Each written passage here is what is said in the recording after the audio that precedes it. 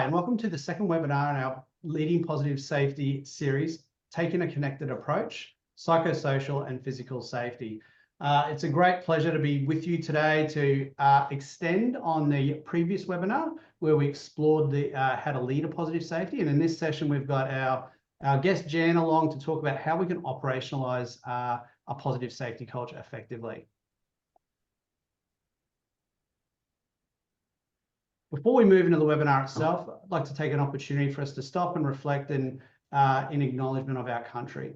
So Sentis acknowledges the traditional custodians throughout Australia and recognises their connections to land, waters and community. We acknowledge the traditional owners of the land on which we meet today and pay our respects to elders past and present. We extend that respect to Aboriginal and Torres Strait Islander people here today, and we do this because we value Aboriginal and Torres Strait Islander history, culture and knowledge. This is a particular area of focus and passion for us at Sentis because of the work that we do down at Banyula, our conservation block in northern New South Wales, where we work with the local community to restore that land back to its former state. For those of you who aren't familiar with Sentis, or even of those of you who are, our mission at Sentis is to change the individuals or organisations for the better every day. And we do that through the application of psychology and neuroscience to give people the tools to create safer places to work and take safety home as well. And Ant, do you want to introduce our wonderful guest speaker today? Absolutely. So by way of introduction, we're joined by the awesome Jan Marchant, or she likes to be called AKA Safety Jan. Jan is the GM of Health and Safety at Southeast Water and has been pivotal in leading their positive safety journey. Jan, give you a quick moment to introduce yourself and what you do on a daily basis. Yeah, thanks, Ant and Vanessa. So Jan Marchant, as Ant said, GM Safety and Wellbeing for Southeast Water, coming up to a year with this awesome organisation. Been in the safety space for a long time now, coming up to 25 years, I'll just say that under my breath, but started off in the injury management and then wanting to obviously enable people to go home to their families every day in a number of different, particularly high-risk industries. So it's really great to be here today with both of you to share our story with Sentis that we've had over the last, I think it's probably 6 to 7 months now, which has just absolutely flown by. Wonderful. Fantastic. Thank you. It's so good of you to come on this webinar and talk with us. It's really exciting, and I'm sure you're going to be able to share some wonderful insights that people will find invaluable. Before we get into today's discussion, and it will be a bit of an open, informal discussion with Jan, I wanted to give a little bit of a recap of last month's session. So in that session, we talked about the evolution that we've seen over time in both safety and psychology. There's a lot of parallels there. So for both of those areas, safety and psychology, a long time ago, we really focused on the problems and had a very reactive approach. Success was seen as the absence of negatives. So it might be in psychology, the absence of dysfunction, or in safety, it's the absence of injury. And we tended to take a blame and control sort of approach. Over time, we've shifted, thankfully, towards a more positive safety approach, which is around focusing on thriving and what enables us to be at our best and safest. Proactive and preventative approach, where success is the presence of positives. And that's a big shift there if you think about it, because safety is not an outcome, it's an action. So in that, the traditional approach, we see safety as the absence of negatives. Safety is an outcome, where actually safety is our attitudes and our behaviours on a daily basis. So a bit of a shift there. If we think about how do we make that shift towards positive safety, we talked last time about motivation. I'm just going to briefly touch on this. If you do want to dive deeper, you can go back to our recording from last month. But essentially, you can see motivation on a spectrum. And there are motivational drivers that are less strong, and there are better qualities or lower quality and better quality motivation. So essentially, some motivation is about the carrots and sticks. So we call this controlled motivation.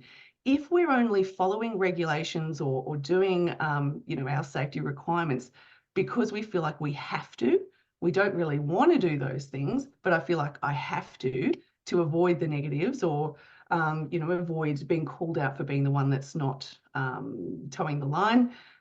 That's not a very safe situation, because what we know is as soon as I'm not being managed, I'm not being supervised, if there's no one else around to judge me, I'm likely not to follow those safe behaviours.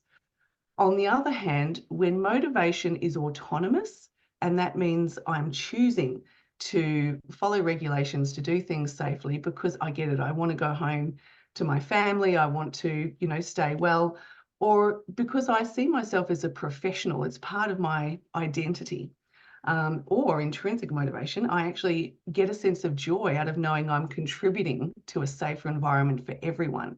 That is a much more sustainable and, if you like, stronger and healthier style of motivation. And how this connects to culture is that motivation that is driven by the carrots and sticks, that controlled motivation, will at best only ever get us to compliance. What we actually get from autonomous motivation is compliance plus more discretionary effort, where people are going out of their way to give extra and beyond what we can mandate people to do. And that's really critical when we think about how do we shift out of that traditional approach to safety and get towards citizenship. There's often been a bit of a sticking point that happens at that 0 mark where we might get to compliance, but how do we get beyond that? And the key there is shifting the motivational drivers.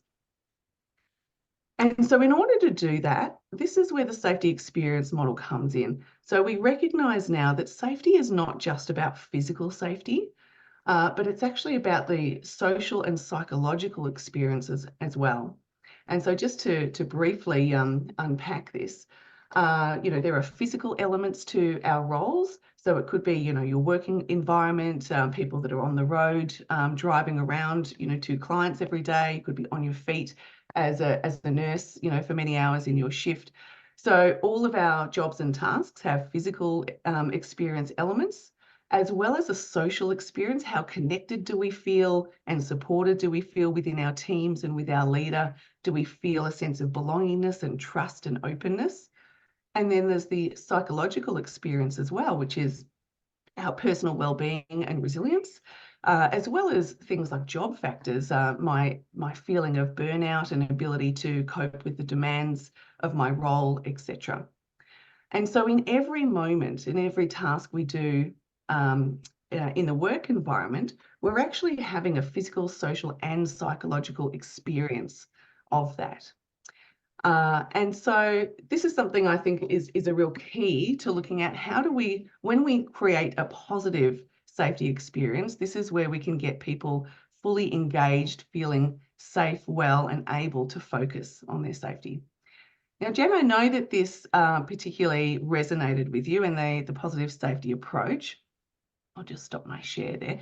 I wanted to actually start off by asking you, tell me about your decision to engage Sentis and what were your main goals starting out? Absolutely, Vanessa. So at South East Water, we put safety first, including wanting to increase our people leaders' capability to lead in safety and wellbeing.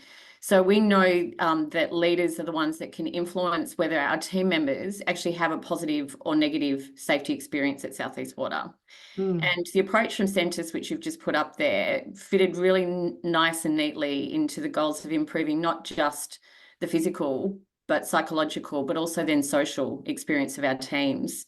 And we started off, for want of a better word, a micro experiment going, is this going to work for us?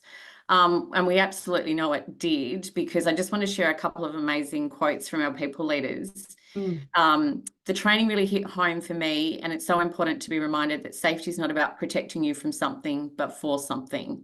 that it is 24/7. It doesn't discriminate, doesn't go on a holiday. The training makes safety relevant for everyone, not just physical safety. It's also psychological and social safety. And these three things together is what makes us feel safe so that we can thrive in both work and life. The training provided useful tools to understand, be aware of our thinking to improve safety outcomes. So that's from our participants. So we know that it absolutely did work. And it is about the safety experience. And I remember having a conversation with my team member one day, and I knew that I could impact him either in a positive way or a negative way, based upon him having a conversation with me and saying, Jan, my partner's at the airport. She's supposed to be getting a lift from someone that fell through, but we're supposed to be having a meeting. And so I knew as a leader, depending upon my answer, he was either going to have a positive or negative safety experience. Yeah. And of course, the answer is, Kai, let's change the meeting. Go and pick your partner up from the airport. Yeah. So I knew that he was therefore psychologically, socially, and physically safe. So it can be as simple as that, Vanessa. It's the conversations that you sometimes just have and enabling our people to have those really great conversations. It's so critical, isn't it? We've got to understand that, like, how we feel, how comfortable we feel to speak up, to ask that question. It has a huge impact on our physical safety, on our ability to manage our environment, to reach out for support, to ask questions, or to say, actually, I've forgotten the process, or where do I find that SOP, that sort of thing. So the social and psychological element are really impactful, and I'm so glad to hear that that's resonating. Yeah, absolutely. So Jen, it sounds like the training's been received really well, which is great, but obviously the measure of the impact of training is what you see from people. And I know that the conversation about positive safety and a positive safety experience has been a good one. Have you seen any of that investment in training carry through into day-to-day operations? Absolutely, Ant. So when we started on this journey, back in April, and putting 250 odd people through this, and we're now starting to see things come alive, whereby we had a town hall yesterday, and the theme for this year for Health and Safety Month is Safety is Everyone's Business. And we had our managing director get up and speak about a time that she failed. And we are starting a pilot program through an innovation summit where we want to talk about our experiences as leaders where we failed, because that's when we learn. That's when we can get in and help so it doesn't go terribly wrong. So for her to get up and speak about that, and being vulnerable as a leader to do that, and being human, and an actual sharing, an event that, she also learnt from the training from Sentis, what's important now. And she was distracted while she was driving and said, actually, I should have been focusing on the road, and I wasn't. I was thinking I've got to take that call. And that's really powerful stuff. The other thing is, we've implemented, and, we had a little bit of break of the training, and, amazing facilitators with James and Eric, and they came back a month after we'd done some training and said, Jan, what's this safety bus that you guys have got?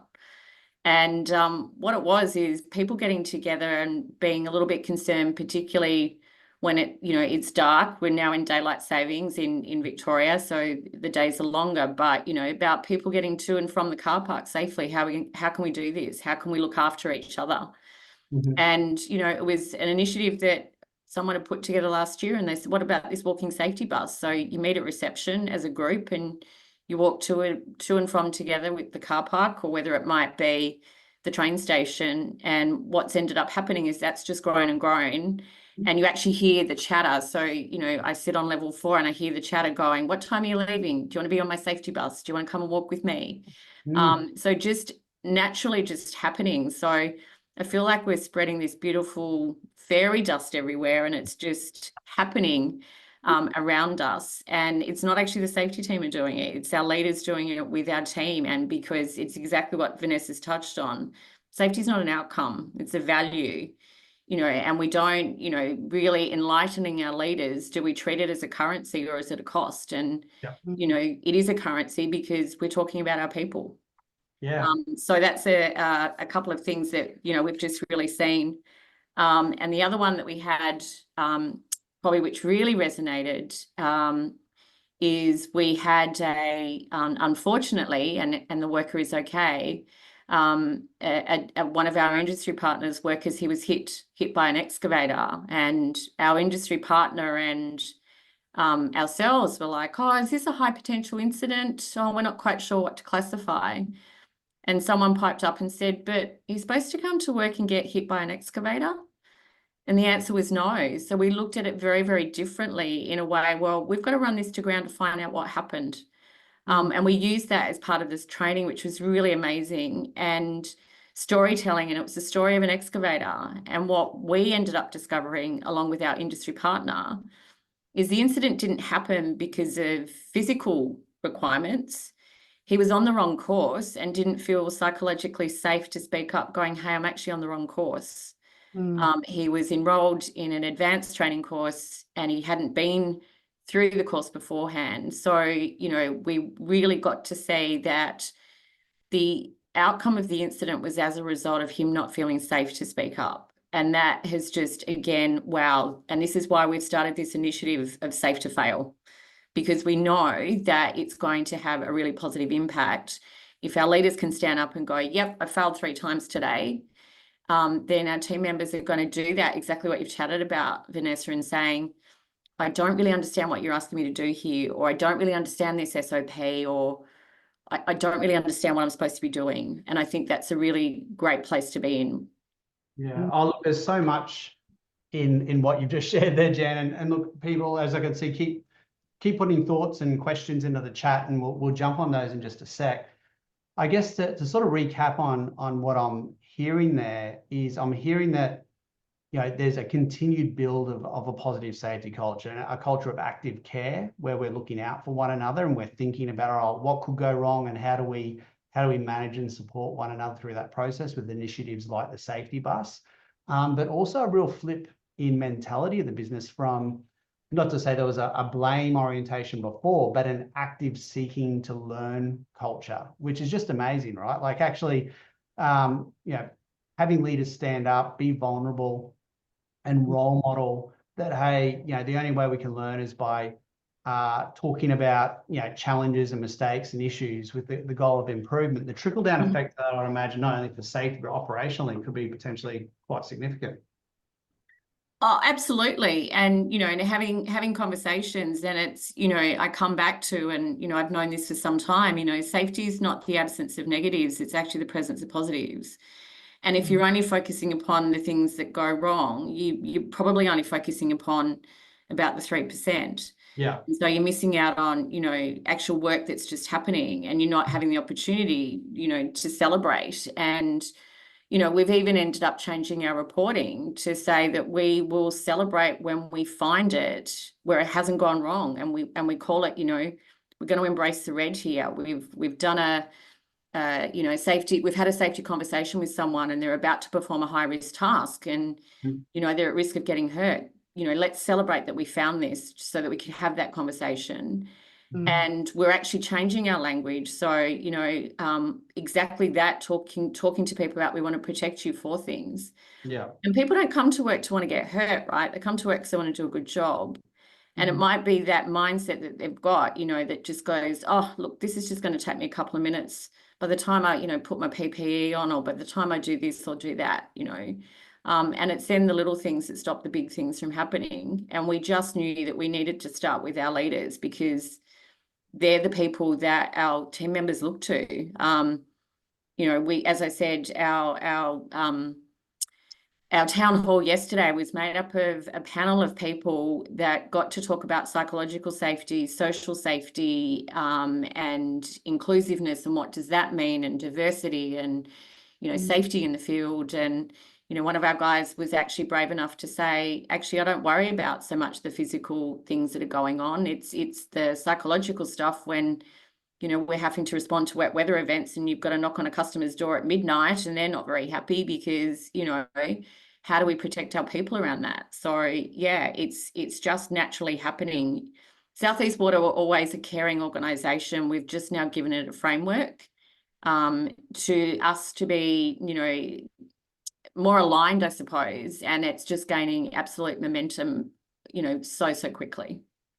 We just like dig a little bit further, Jan, into this safe to speak up idea, because there's a few questions coming up in the chat around that. I think it's an important point. You already had a great culture at SCW. Our guys, we love visiting your site and jumping on calls. And I was sharing with you an example where we're running a webinar with you recently, and some people had their camera off, and one of your team members goes, "Oh, how do you think the facilitator feels with us all having our camera off?" And everyone's, "Oh, yeah, no, fair enough, sorry," and everyone turns their camera on. How do you get there? Like, I think that's a big challenge for a lot of organizations. And this is a really hard question, but if you had 2 or 3 nuggets that you'd be really encouraging people to think about in terms of promoting that safety to speak up, what do you think is key to that? I think it's listening to the hum of the organization, and I come back to, different people that I've worked with over the years, and Jen Jackson, from Everyday Massive, who I'm an absolute fan of. She wrote a book, and it was called How to Speak Human. And I think it's sometimes just that. I don't go in and have a conversation about safety. I go in to have a conversation with Ant, because, so tell me about you, Ant. Tell me about you, Vanessa. The way that we get things done around here at Southeast Water is from building relationships. And so, it's then that piece where you're not forcing it down people's throats, and in actual fact, just changing sometimes one conversation at a time, and it slowly builds, and you listen, right? So as safety people, I think this is where we've got the great opportunity where we can listen to that hum and pick up on it. And we unfortunately had a situation where a member of the public near our office was unfortunately fatally injured, nothing to do with us, but we listened to the hum, and everyone's going, wow, that person didn't get to go home. And so listening to that, I'm then saying to our MD, I think we need to acknowledge this, and I think we need to say, what's happened here, and be that. So it's that continual reinforcement, but that real genuineness that you have, that you might be just having a conversation at the water cooler, or going along and listening to the business and building those relationships. So for me, I was coming in to learn the business, to seek to understand what do they do. They're amazing at what they do. They're so smart at what they do. I don't need to tell them that. And it's around, how do I, start spreading some of that beautiful fairy dust? And yeah, I think that's where you start, one conversation at a time. And I know that might sound trite, but sometimes it's as simple as that, because if they're not ready for it, Well, I think there's a couple of phrases that we often talk about Sentis, which that really reminds me of. One is go slow to go fast. So, spend the time to consult and understand the job to be done is so crucial. And one that comes from when I used to work in my clinical settings would be rolling with resistance. So, I think sometimes, and I've seen you do this really well, Jan, when you get resistance, we want to butt up against that resistance and go head on. Where what I hear and see you doing so well, Jan, is if you get resistance, you roll with it. You go, all right, well, tell me more about that. Let's unpack that. Let me help me understand your perspective and your viewpoint on things. And it just seems to diffuse the situation so beautifully. Absolutely. And it's those sayings, right? For me, feedback is a gift. If people are silent, they're probably not interested. And it might be, you get feedback to go, wow, this, so for Health and Safety Month, we received feedback. So we decided to continue with, the positive safety culture workshops, and we were asking our people leaders to have conversations during Health and Safety Month with their teams, and we sent out invitations, and quickly people came back and said, wow, Jan, this is so much, this is really hard, et cetera, et cetera. And I could have bumped up against it and said, well, hang on, I've done all this work. It's not about me. So then I used another expression going, hey, we've got a freedom in a framework. What would work for you? Oh, Jan, can we roll it out over 3 months instead of 1? Absolutely. And so there's that real partnership, right? And that's how you end up with success in doing that, and listening to that, and celebrating where they're going really, really well, and giving positive feedback to go, yep, this is fantastic, and you've got this, and we just want to be part of it, rather than that command and control type approach. Yeah. That's been one of my questions, actually. I've been asking our positive safety community for what are their burning questions. And actually, one of them was, how do we create a groundswell? How do we get people on board? I can see that a big part of your success that you're having there at Southeast Water is that you're not just asking people to speak up or to be vulnerable, you're demonstrating that. And so it gives people permission, you know, to also do that. I think that leaders walking the walk is a huge must-have in order to create that groundswell. What tips do you have for other organisations or safety leaders that are thinking, you know, how do we get people on board so that we can be effective? I think, you know, it's starting with those beautiful safety champions. You know, everybody's got a great idea. So it's the person that says, you know, well, last year we went to do this safety bus, and as like Ant said, well, tell me more about the safety bus. I want to hear more. And, you know, and then we're now, you know, someone then said, oh, and we, you know, we had a speaker come in, you know, in 2023 to talk around situational awareness, because society now is a little bit cray-cray, and you know, it is about, you know, how do we look after ourselves and stuff like that. And then I'm like, okay, well, you know, having someone come in and speak probably doesn't set us up for success, because that person comes and goes.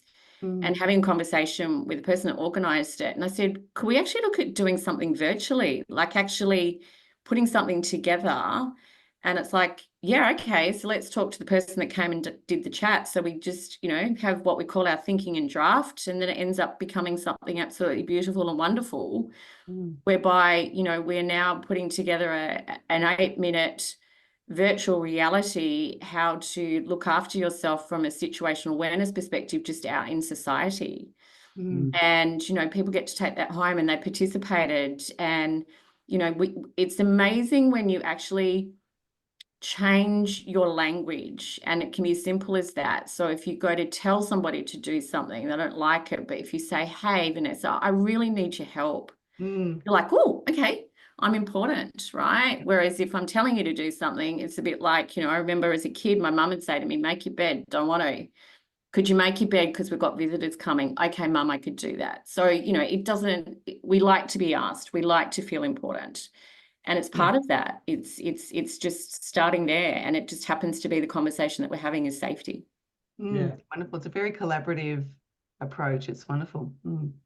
Jen, I've got a bit of a double barrel question here for you. So hang on to your hat. So we've got Darren McCann on the chat, and he's asking what some of the greatest safety challenges your business faces. And what that got me thinking about was the approach that you've taken to rolling out leadership development at SEW. You've obviously HR and safety have paired really collaboratively and really closely to come up with a unified approach to creating positive change. What was the specific the job to be done when you start? Because and the Sentis work's a little part of a bigger puzzle. What's the big challenges or the big jobs to be done that you're trying to achieve? And how does this feed into it? Yeah. Again, I think it just started as we knew that we were great at the physical safety, you know, that's what Southeast Water does. And then, you know, thinking about now the risk that's coming in both from a social and a psychological perspective, and then, you know, again, listening to the hum of the business. And we then started with, well, if we care about our people, how can we then equip our people leaders, and realize that there was a gap. You know, people leaders don't become people leaders, right? Or necessarily be given the capability. And so it was exactly that: HR, safety, learning and development, getting our hats together. And we come back to our challenge that we have, and probably lots of organizations have, like, do you have capacity, competency and capability? And we identified that we had a gap, particularly with competency and capability. And then putting that program together, and we started with safety because we put safety first and we care. And that's where we started with the Sentis program, and actually, you know, understanding exactly what you guys have talked about, and bringing that neuroscience stuff into it, right? Because it's data. Our organisation are very competent in what they do, and the competency is engineering, right? And engineers love data, and engineers love science. So again, it was also, how do we impart this knowledge, and that's why it has been so powerful. The challenge that we now have is capacity, because we've done this, and then we've got other parts of the business that are wanting to have time with our people. So we've actually then said, you know what, this is actually a marathon, not a sprint, and we need to slow it down. And that's what we even started with when we did the pilot. So, our ask of the executives when we did the pilot with Sentis back in April is send your people along to get them to participate, to seek to understand what do they think. And the feedback was, this is really great, but it's too much. So we scaled it back. So again, it's listening to, where people are at. And again, I've had some amazing, other colleagues that I've worked with or participated with in stuff. You meet the organisation where they're at and you help it build, and listen to that, because if you're trying to do things too quickly, they won't come with you, or it's too fast, or they won't embrace it, or you'll get that criticism. So, Faith and I, we've realised with the Leading Together program, we thought that we would achieve that in a year. We've actually worked out it's a 3-year program. Sure. And the organisation, again, we've said, this is what we've heard, this is what we've listened to, and we can slow this down because it's about the continuous improvement. We are not hurting our people. We're not in crisis. It's getting to that point where we're in that beautiful spot, as Vanessa's touched on, getting to citizenship. When you're in crisis, of course, you've got to be command and control because you're probably hurting your people too much. But when you're talking about cultural shift and transformation, giving people the chance. The other thing that Southeast Water, have also acknowledged is we've thrown so many things at people that sometimes people then get a little bit cynical and go, don't worry about changing here because, they'll throw something else at in 6 months' time. The fact that we're letting our people leaders now during Health and Safety Month practice some of the great things that they've learnt through the Sentis program, they're loving it. And we're saying, you've got this, right? So they're saying, oh my God, we can't do what Sentis did. And we're like, but you don't have to. You're being a really authentic leader, and talk to them about what your personal big fives are for why you want to go home. Hearing that Maddie, who was helping us facilitate, hearing one of our leaders turn around and go, how's our facilitator thinking if our cameras are turned off? I mean, wow. Yeah. Nuggets, right? Oh, such great demonstration of leadership there. We've got a fantastic question in the chat from Lyle, and this is, I think, a really critical one. I always say that if there's one thing you need to do to shift your culture, it's uplift the capability of leadership. And he asks, how do you identify the right leaders, and what are some of your methods to alter the thinking or behaviours of a BMW leader? And if you don't know that terminology, it means the BMW club is the bitch, moan and whinge club. So sometimes there are leaders that fall in that bracket. How do you identify the right leaders? Oh, look, I don't know whether you say right and wrong, right? Because it's a bit of a judgment call. We all have good days and we all have bad days. And I suppose, there's days that I've been a great leader and there's days I probably haven't, because we're all so human. I think, if you give the people the opportunity, they will come. And you do have the BMWs. We all do it, right? You have a bad day and it's just like, I just need to get this off my chest. So I think it's probably just recognizing some of that, and that doesn't mean that somebody's not a good leader, right? We all have bad days.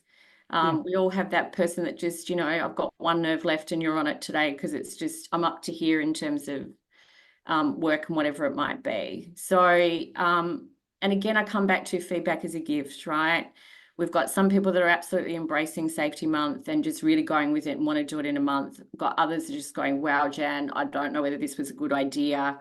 Even somebody using the terminology, epic fail. And I'm like, well, is it? Because I'm hearing. So that's that balanced approach. So my recommendation is probably not, it's not the right leader. I think it's the opportunity and spending time with people to enable them to be capable and giving them that. And that's what we're doing. Yeah. Absolutely. And that's, I think, a great way to look at this is that leadership potential is not stable. It's not static. It's actually something that can grow and develop. And so investing in people, can enable them to become a great leader. Not all of us are actually born with people leadership skills, particularly.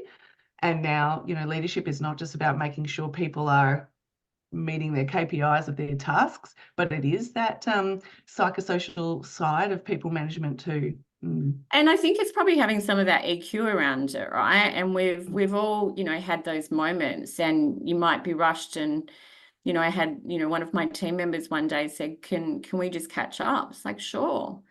And she gave me feedback to say, your response the other day just made me feel like this. And I'm like, oh, wow, that was not my intent. I'm so sorry.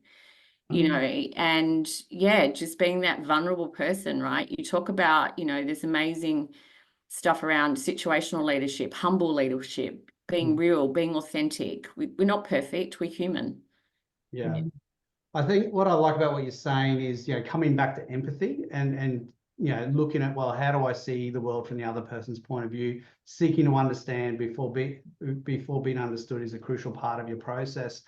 I think the other thing that you've called out there, Jen, which is a really tough space for anyone that works in safety, is that ingrained in all of us is this negativity bias, right? So like our brain is naturally wired to seek out the things that go wrong in any particular situation. And you know, often we can over focus on the things that are going wrong to the detriment of all the other positive things that are going right. You know, like you've got a whole thing that's happening, you know, you got one detractor. How much time and energy do we give that detractor versus the rest of the business and the rest of the group that are really pushing things along? So it's interesting, your own thinking strategy that you're obviously working on as you go through and lead these change processes.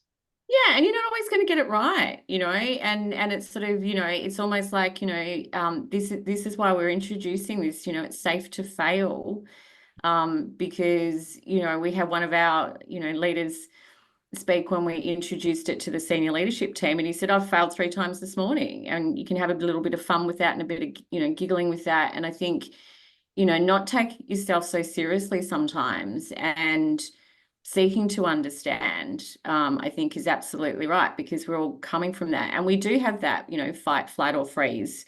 You'll have 10 positive things said about you, and the one negative thing, you're going to hang on to the negative thing.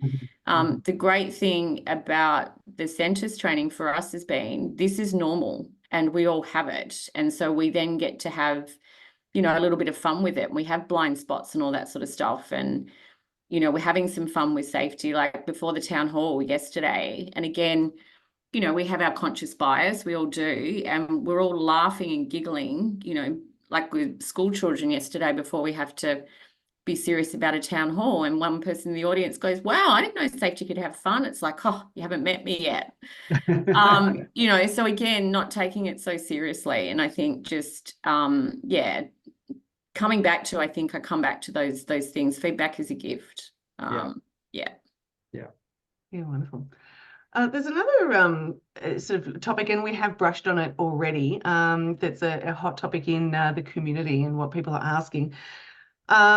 A lot of members are asking about how we shift out of that blame and finger pointing sort of approach when things go wrong, when there's incidents. And how do we lean in more with curiosity, take that learning approach? Most people that we speak to, you know, they're wanting to be there, but they're not quite there yet. Do you have any ideas, feedback around how to make that shift? Do we need to change our processes, you know, beyond just thinking, yep, this is the right way to approach it? What's your advice around how we shift that culture to more learning and curiosity? I think it's probably having the right people at the table. And, you know, I describe it as in some ways herding cats. And if I can come back to my excavator story, you know, something had happened and we'd jumped to, well, is this a high potential incident? Because, you know, we've got to categorize it and do this and do that. And then the person pipes up and says, you're supposed to come to work and get hit by this? And all of a sudden it then shifted. So then it was like, well, who knows information about an excavator, right? And so what does an excavator do? So we needed to chat to that person. Then we wanted to chat to the person that was, you know, involved with the work. And so, you know, we were actually just starting to bring a story together of what happened. And we ended up presenting it as a safety moment to our executive leadership team. And we started with, we have a story to tell you. And it just shifted away from your normal way that you go about doing an incident investigation.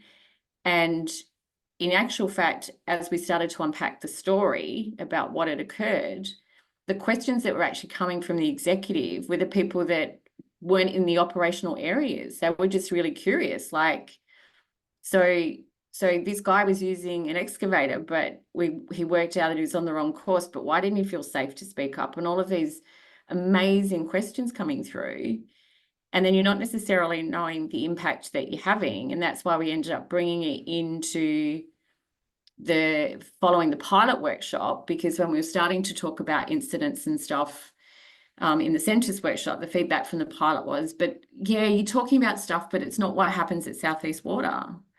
And, you know, our managing director had got up at the beginning of the pilot workshop, and because we had done some storytelling, she was able to unpack it. So we actually, sometimes now when an incident occurs, it's like we want to know, okay, is everyone okay? What do we need to immediately do? And then just seek to understand by this curiosity. So we didn't even turn around and go, does it have to be an ICAM? Does it have to be route tap? Does it have to be learning teams? Does it have to be this or this? It was just like, we just want to find out what the story is. Yeah. Wow. Yeah. And that's how it's just started and continued. Yeah. That's so powerful, Jan, because you're actually digging down to the underlying reasons. I mean, even if someone took a wrong action in a moment, it's understanding, well, what led them to do that in that moment? And it could be something around they didn't have information and then they were too scared to ask, or could be a million different things, but those are the important things to clarify. I think sometimes we approach things too surface level, but we're like icebergs, you know, all that depth of information, understanding the story beneath the water is really critical. Yeah, and it's finding that, you know, that piece of information, and, you know, we'll use expressions if we run it to ground enough to seek to understand. Are we satisfied that we've, you know, got this, or, you know, and acknowledging that we're going to have all of those things and making opinions and all of that sort of stuff.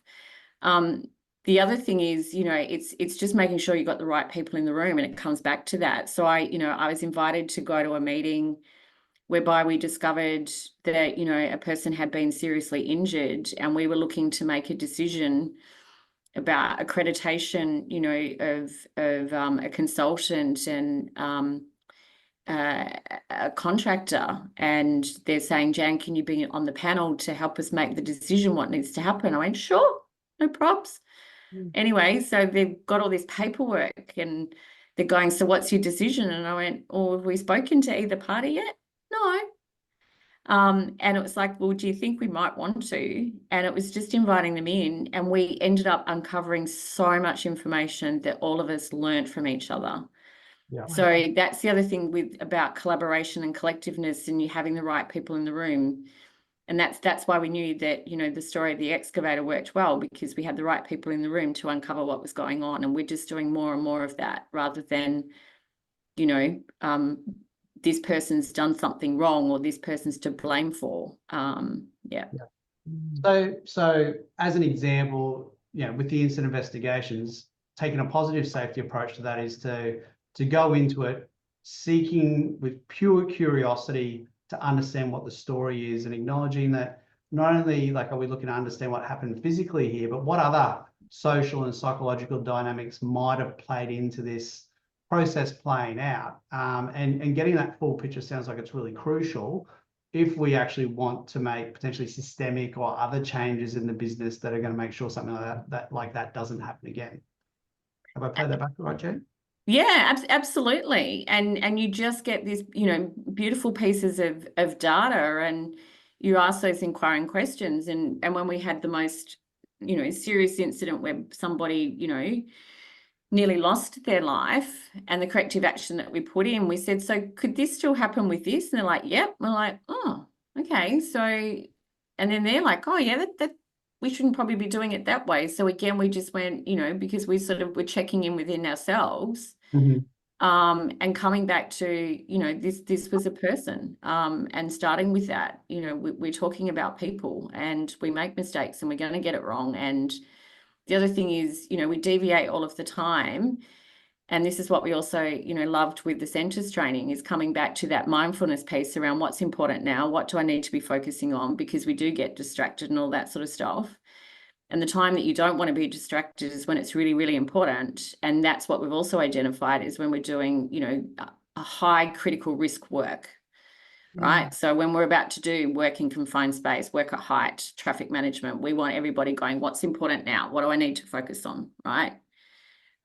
Versus there's so much stuff going around. And if I'm just, you know, like here today, the likelihood of me getting hurt at the moment is probably very minimal because I'm, you know, just chatting away on a webinar. But, you know, when I've got to look at that, you know, high risk task, I want to be switched on and giving the people the tools to do that. So that's what we've also enabled as well, is really having that mind. I'm switched on, focusing, agile risk assessment, what's happening around me, et cetera, et cetera. That's awesome, Jen. It's probably, we're getting towards the end of the webinar, so I probably wanted to open up to the audience. You know, if there's any questions or particular areas where you'd like to sort of understand a little bit more from Jen or from Vanessa or myself, please feel free to put those in the chat. While we're waiting for those to come through, Jen, sounds like lots has gone right in what you're doing and you're partway through the journey. If you had your time again, is there anything you'd do different?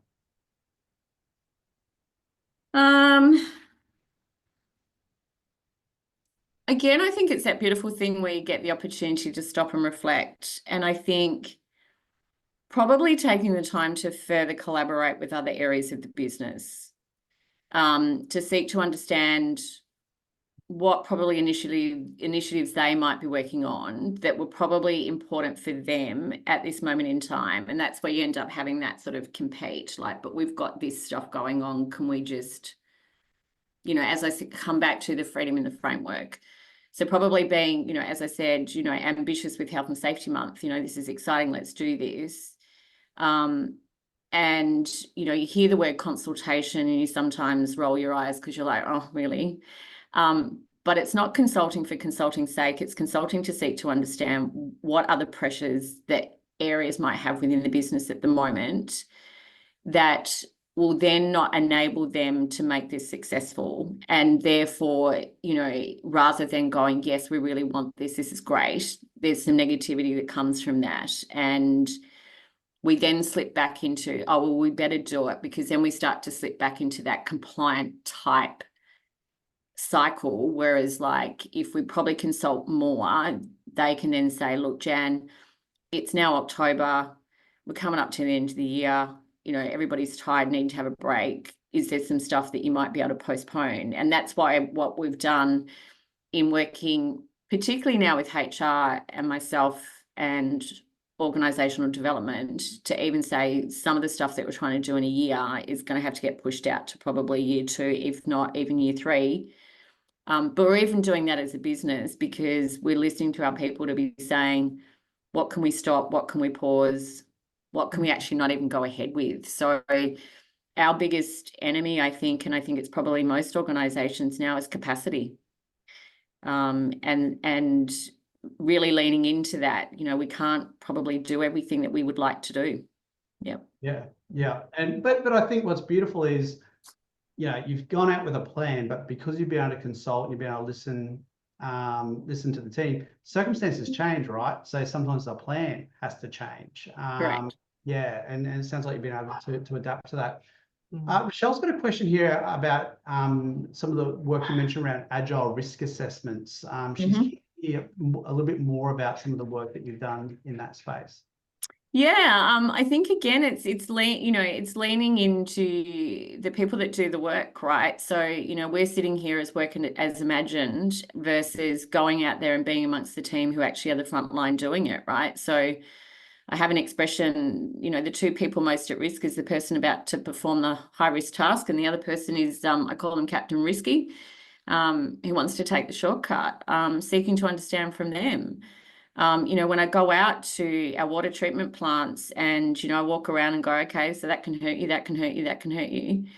And knowing that these people are so competent at what they do, I don't need to give them a 20-page swims, right? They're just going, Jesus, really, Jan?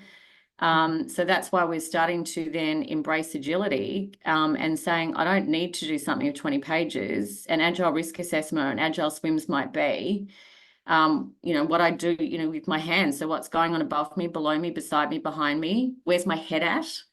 in terms of what's going on. So it's actually, and we do this all of the time, right? We do this as people. And so, you know, it's a bit like, you know, I remember working with a CEO many years ago, and I said to him, would you invite me to your barbecue? And he goes, nah. He goes, you're going to be the person that tells me, you know, how I'm supposed to, you know, set things up, you know, if I'm using gas bottle and have I trained and done a risk assessment and this and this. So there's stuff that we do in everyday life that we're always doing agile risk assessments, but all of a sudden we're now in an organization, we've got to give you more paperwork.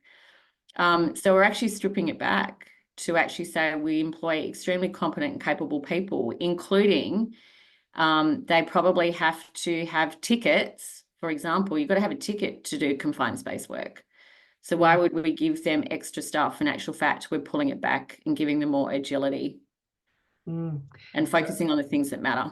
Yeah, that's great. Yeah, that's awesome. This sort of ties in a question from Lyle. How do you continue, now that you've done the training, put people through the training, how do we continue to keep PB5 and, you know, our reasons to stay safe front of mind?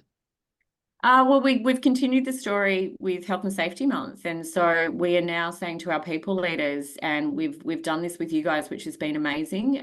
We've done it through recorded webinars, Q&As, people leader packs, et cetera, and we've ended up putting it through our learning management system. So we know that this is going to be sustainable moving forward for new people that are also coming on board. So it's not just during Health and Safety Month. We've got this amazing collateral now that we have, and as a result of the people leaders doing it, they're wanting to do more. How are we going to do this with our new people coming on board, wanting to continue with the training? And we know that it's just going to be, this is how we end up doing things around here, because it is around coming back to the first principle. The safety experience is positive or negative dependent upon, you know, people's reactions to things. And so how beautiful is that? We're just going to keep going and you know, almost then getting to a point where it's sustainable, as in, you know, not that we want to say goodbye to Sentis, but, you know, you set us up to go, you know, here's all this stuff that you can now do and have and give and do more of. So that's the amazing thing. Wonderful. And probably a final question. I think this is a great one from Adrian. He's reviewing targets and objectives in the next 12 months. Have you got any examples of T&Os used to measure improvement? How do you know that you're having a win and creating success? I think it's probably, you know, the couple of the quotes that I shared. We went out to our people to get the qualitative data, and we got to have a bit of a giggle because we asked our people to participate in one-day training, and you know, they come out with, oh my God, is this going to be safety training, death by PowerPoint I'm going to be spoken at? Versing, and we know that's why we continued with it. It's the best thing I've ever done. I'm having a different conversation with my partner. I'm having conversations with my kids, you know, et cetera, et cetera. It's, you know, this isn't about work. This is about, you know, my safety experience in my life. And we're saying to people, you know, we want to empower our people to take accountability and safety for themselves. Don't outsource it, right? So it ends up just being that, which is really amazing. So we've listened to that. We've also then identified that, again, getting feedback, and we've changed our safety dashboard reporting. So we're really focusing on those things that can really hurt us, right? So we have 10 living safety rules. We weren't even talking about them before. So we know we're doing that. We're talking more with our industry partners. You know, we were probably not listening to them. They're out there doing the high risk work. We're collaborating more with them, wanting to hear. And we are seeing it, you know, within a really short period of time. You know, we were struggling to close out safety actions on time. And as a result of this training, you've now got leaders going, wow, if I don't close out this action, that might mean that someone else gets hurt. So it's actually, you know, them sort of going, I've got an accountability and responsibility here. Yeah. So you do start to see the shift, and there's science behind it. And yeah, when you start to see, as I say, something as simple as a safety bus, you start to like, Vanessa, what time do you want to catch the bus? Because I'm walking at such and such a time. And just that starts to evolve, and listening to that, yeah, you know, then it's working. And not necessarily looking at statistics, right? Because it's not necessarily going to give you the data that you want. Yeah. Wonderful. Now, I know I'm aware we've just got 5 minutes before we are due to finish. So before we hit the end mark, I just want to invite everyone listening to jump on that QR code. We have a positive safety community. And so any unaddressed questions, if you'd like to pick Jan's brain further, we invite you to come back into the community, because this is where we'll dig a little deeper. And we also have a monthly challenge and a meetup as well. So that's a smaller group that is pretty close-knit, where we can pick each other's brains, share some secret sauce and all of that sort of thing. So please do jump into the community. There's a wealth of free resources and information in there, and lots of learning and growth opportunities. I'll pass over to you, Ant, to share what's coming up next month. Yeah, absolutely. So if you like this webinar and you found it useful, the third webinar in the series, Move Beyond the Sugar Hit, will be going live on the 7th of November. If you haven't already signed up, feel free to scan the QR code, and we'd love to see you there. Awesome. And finally, if you are keen to understand more about leading positive safety in your organisation, jump on and grab a copy of our book. You can either go to sentis.com.au or Amazon to grab it. It is cheaper on sentis.com.au because we can't control the prices on Amazon. So, but suit yourself in terms of where you want to go to grab a copy if you'd like to grab a copy. Wonderful. Awesome. Any final thoughts or questions, or Ant? Look, I'd just like to say a big thank you to Jan for giving up her personal time to come up and share these learnings with the broader safety community. Jan, I see you as a real role model, not only in the work you're doing, but the way you approach the work that you're doing. And I'm sure that everyone who's dialed in or watched the recording of this webinar will have learned so much from you. So again, really appreciate you sharing and giving up your valuable time. We know you're very busy. Oh, thanks, Ant and Vanessa. And as I said, it's been an absolute partnership with you guys, and we're loving the journey that, we're sharing together. And I think, please reach out. More than happy to answer any other questions offline. I think, at the end of the day, we all want to go home to our families. I don't think it needs to be that hard. Yeah.